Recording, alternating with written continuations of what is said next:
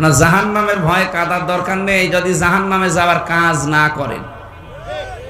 বুঝতেছেন না? আপনি যদি জাহান্নামে যাওয়ার মতো কাজ না করেন তা আপনাকে আল্লাহ জাহান্নামে দেবে এই জন্য বানিয়েছে না? এত আদর করে ফেরেশতাদের সাথে বার্গেনিং করে আল্লাহ মানুষ বানিয়েছে, জাহান্নামে দেওয়ার জন্য না। সুতরাং আপনি জাহান্নামের কাজ করবেন না, তাহলে জাহান্নামের ভয়ে আপনাকে ভীত সন্তুষ্ট হয়ে বসে থাকাও লাগবে না। এই জায়গায় আসার আগে যেগুলো করা লাগবে আজকে আমরা ওইগুলো শুনবো ইনশাআল্লাহ আজকের তেলাওয়াতকৃত আয়াত থেকে।